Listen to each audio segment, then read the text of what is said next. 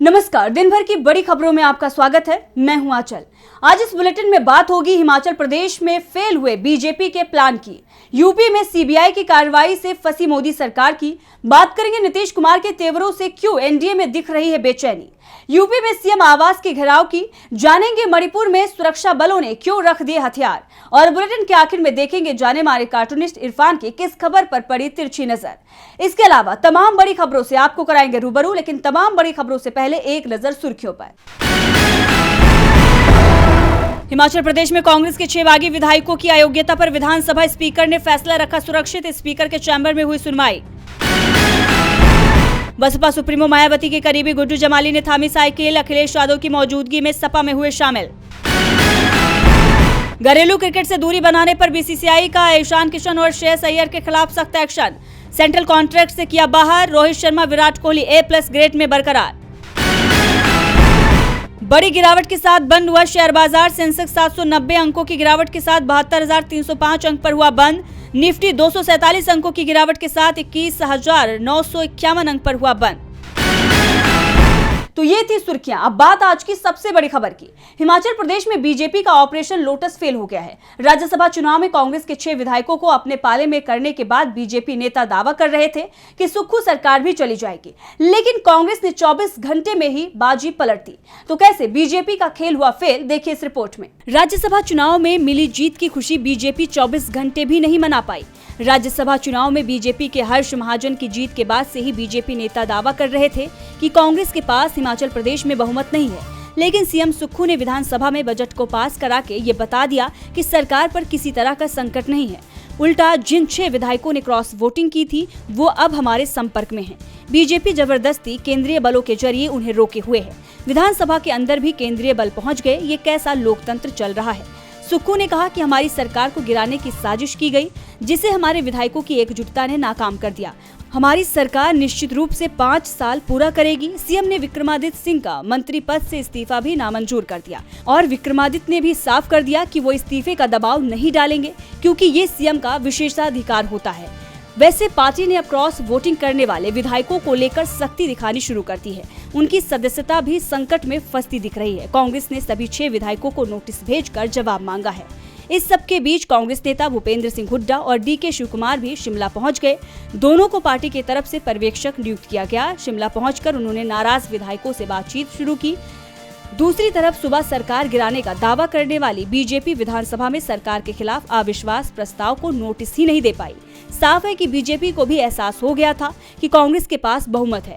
इस बीच कांग्रेस महासचिव प्रियंका गांधी ने भी बीजेपी पर सीधा हमला बोलते हुए कहा कि 43 विधायकों वाली पार्टी को 25 विधायकों वाली पार्टी चुनौती दे तो समझ ले कि वो खरीद फरोख्त पर निर्भर है। हिमाचल में जो हुआ वो पूरी तरह से असंवैधानिक था। हिमाचल में बीजेपी का प्लान फेल होने के बाद अब उसे लोकसभा चुनाव की चिंता दिख रही है।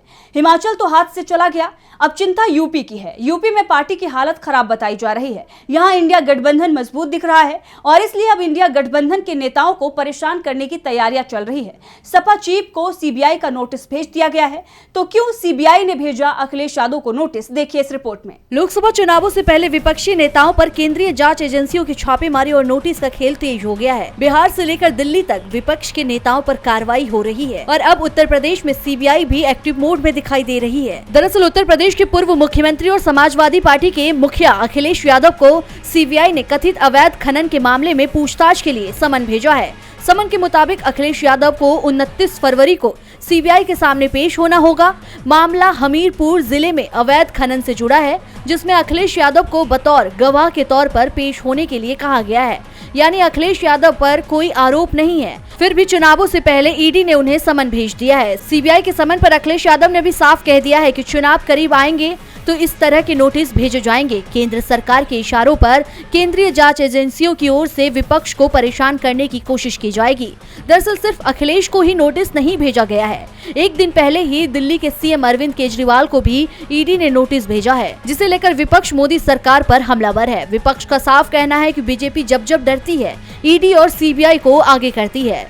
अब देखना होगा कि सीबीआई के इस एक्शन पर अखिलेश यादव क्या कदम उठाते हैं। ईडी सीबीआई की सक्रियता जिस राज्य में ज्यादा होती है, माना जाता है कि वहां विपक्षी खेमा मजबूत है। और सपा चीफ को मिले इस नोटिस ने यह बता दिया है कि यूपी में कांग्रेस सपा गठबंधन बीजेपी पर भारी पड़ता नजर आ रहा है। यूपी में तो बीजेपी के साथ खेला होना तय माना जा रहा है, लेकिन लोकसभा चुनाव से पहले उसके साथ बिहार में बड़ा खेल हो सकता है, क्योंकि नीतीश कुमार के फिर से पलटी मारने की चर्चाएं शुरू हो गई हैं। तो क्या है पूरा मामला, देखिए इस रिपोर्ट में। बिहार में एक बार फिर खेला होने की तैयारी शुरू हो गई है। नीतीश कुमार के पाला बदलने के 1 महीने के अंदर ही फिर से ये खबरें तेज हो गई हैं कि नीतीश कुमार जल्द ही एक बार फिर से पलटी मार सकते हैं और इस बार नीतीश कुमार बीजेपी को झटका देने की तैयारी में दिखाई दे रहे हैं। बिहार की राजनीति में खबर चल रही है कि नीतीश कुमार 3 मार्च को महागठबंधन की रैली में शामिल हो सकते हैं। दरअसल बिहार विधानसभा की पोट्रिको में आरजेडी विधायक भाई वीरेंद्र की सीएम नीतीश कुमार से मुलाकात की खबर है। इस मुलाकात में भाई वीरेंद्र ने 3 मार्च को महागठबंधन की रैली में शामिल होने का नीतीश कुमार को न्योता दिया और जब मीडिया ने नीतीश कुमार से रैली में शामिल होने पर सवाल पूछा तो नीतीश कुमार बिना कुछ बोले अभिवादन करते हुए सदन के अंदर चले गए, जिससे ये माना जा रहा है कि नीतीश कुमार रैली को लेकर मंथन कर रहे हैं। आपको बता दें कि पटना के गांधी मैदान में 3 मार्च को महागठबंधन ने जन विश्वास महारैली करने का ऐलान किया है। कांग्रेस नेता राहुल गांधी पटना के गांधी मैदान में होने जा रही इस रैली में शामिल होंगे। इसके अलावा लालू प्रसाद यादव, तेजस्वी यादव, दीपंकर भट्टाचार्य, सीताराम येचुरी और डी राजा इस महारैली को संबोधित करेंगे। अब इसी रैली में शामिल होने के लिए राजद विधायक की तरफ से नीतीश कुमार को न्योता दिया गया है, जिससे ये माना जा रहा है कि नीतीश कुमार एक बार फिर इंडिया गठबंधन में शामिल हो सकते हैं। नीतीश कुमार को लेकर बीजेपी की बेचैनी बढ़ती दिख रही है, तो दूसरी तरफ उसकी बेचैनी को यूपी में कांग्रेस और सपा ने बढ़ा दिया है। पेपर लीक के मामले को लेकर कांग्रेस लगातार प्रदेश सरकार को घेर रही है और आज तो कांग्रेस के गुस्से का निशाना सीएम आवास भी बन गया। देखिए ये रिपोर्ट। कांग्रेस के यूथ विंग ने पेपर लीक पर प्रदर्शन किया। इस दौरान सरकार पर जानबूझकर पेपर लीक कराने का आरोप लगाया। मौके पर भाजपा सरकार के खिलाफ जमकर नारेबाजी हुई। मुख्यमंत्री आवास का घेराव करने के लिए कांग्रेस कार्यकर्ता प्रदेश मुख्यालय से निकले। इन्हें पुलिस और आरपीएफ के सुरक्षा बल ने रोकने का प्रयास किया। इसके बाद जमकर नोकझोंक हुई। कार्यकर्ता पोस्टर बैनर लेकर भाजपा सरकार के खिलाफ युवाओं को न्याय देने की बात बोलते हुए नारेबाजी करते रहे। पुलिस ने कार्यकर्ताओं को हिरासत में लेकर इको गार्डन भेजा। इस दौरान कुछ कार्यकर्ता चोटिल हो गए। कांग्रेस यूथ विंग के राष्ट्रीय अध्यक्ष बीवी श्रीनिवास ने बोला कि भाजपा युवाओं के साथ अन्याय कर रही है। प्रदेश में बेरोजगारी सबसे अधिक है। भाजपा ने 2 करोड़ नौकरी देने का वादा किया, लेकिन नहीं दे पाई। उत्तर प्रदेश लूट, अत्याचार, हक छीनने में नंबर 1 है। यहाँ पर भाजपा ने हिंदुत्व का नशा देने के अलावा कुछ नहीं किया। वहीं प्रदेश में पेपर लीक को लेकर राहुल गांधी और प्रियंका गांधी ने भी मांग उठाई है। आपको बता दें कि इस मौके पर कांग्रेस के प्रदेश अध्यक्ष अजय राय ने भी बीजेपी पर जमकर निशाना साधा। अजय राय बोले कि सिपाही, लेखपाल सहित सभी भर्ती के पेपर लीक हुए। भाजपा बोलती है कि प्रधानमंत्री से नियुक्ति पत्र दिलाएंगे और लाठी से पिटवाते हैं।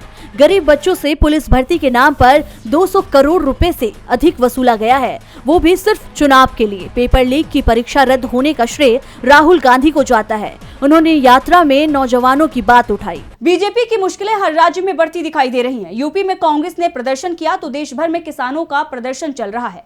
2 सप्ताह से ज्यादा समय से हरियाणा पंजाब बॉर्डर पर किसान बने हुए हैं और इसी बीच किसानों ने दिल्ली कूच को लेकर बड़ा ऐलान किया है। तो क्या कहा है किसान संगठनों ने, देखिए इस रिपोर्ट में। जैसे जैसे लोकसभा चुनाव नजदीक आ रहा है, वैसे वैसे मोदी सरकार की मुश्किलें बढ़ती जा रही हैं।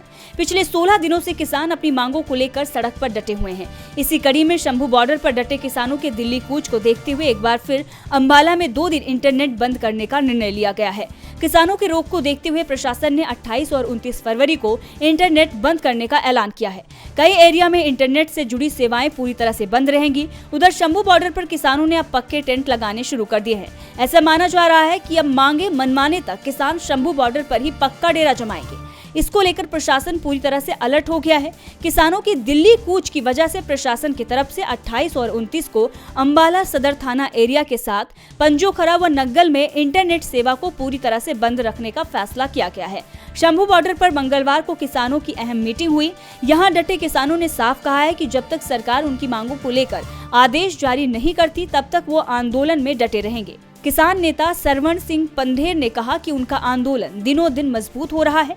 आंदोलन को पूरे देश में समर्थन मिला है। शंभू बॉर्डर पर दिल्ली कूच के लंबे होते इंतजार से अब कई किसानों ने यहीं पक्के टेंट लगाने शुरू कर दिए हैं। बुधवार को भी कई किसान सड़क किनारे पक्के टेंट लगाते दिखे। इन किसानों का कहना है कि जब तक सरकार हमारी मांगे नहीं पूरा करती तब तक वो यहीं डटकर केंद्र सरकार का विरोध करेंगे। उन्होंने साफ कहा है कि जब तक उनकी मांगों पर विचार नहीं होता वो कहीं भी जाने वाले नहीं हैं। इसी वजह से वो लोहे के एंगलों से पक्के मोर्चे लगा रहे हैं। किसान पूरे देश में प्रदर्शन कर रहे हैं तो दूसरी तरफ 8 महीने से मणिपुर में भी प्रदर्शन चल रहा है।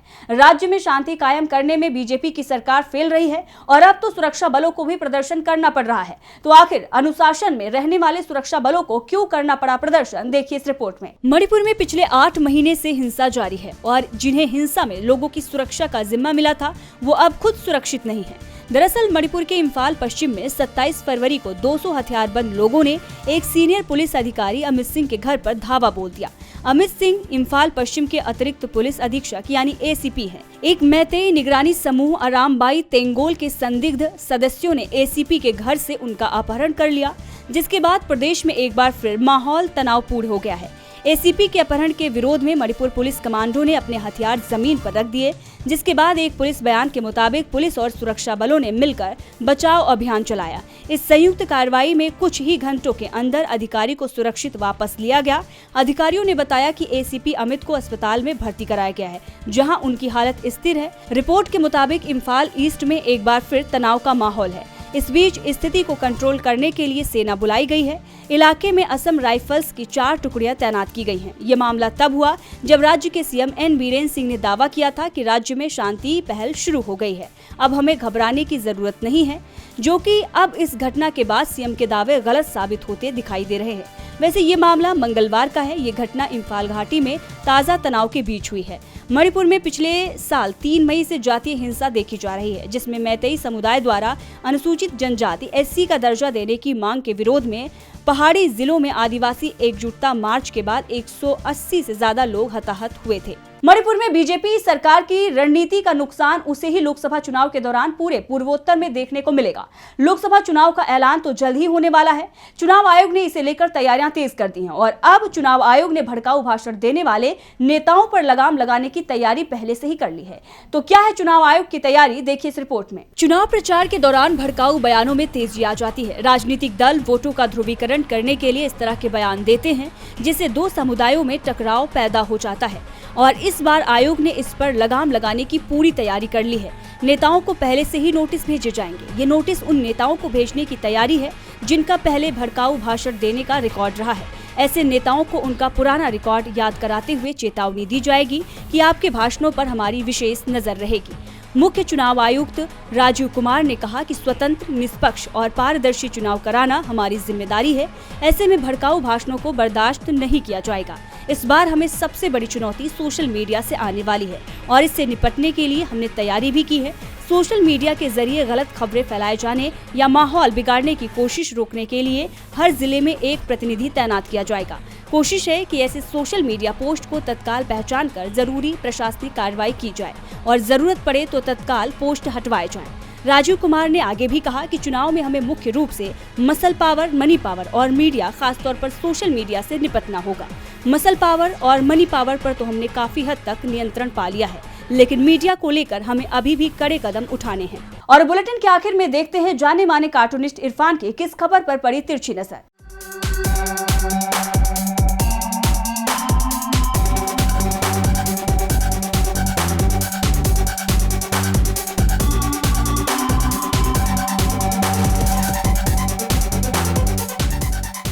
पाकिस्तान की जनता के भी लगता है अच्छे दिन आने वाले हैं। अब वहां पर भी अगले चुनाव ईवीएम से होंगे। बावजूद इसके ये जानते हुए कि भारत में ईवीएम के संचालन से कितना विवाद पैदा हो गया है, तो चलिए, अगर चाहे पाकिस्तान तो हमारे यहाँ के नेताओं से इस बात की जानकारी ले सकता है कि भाई ईवीएम के कितने फायदे हैं, इसकी वो कंसल्टेंसी ले सकता है।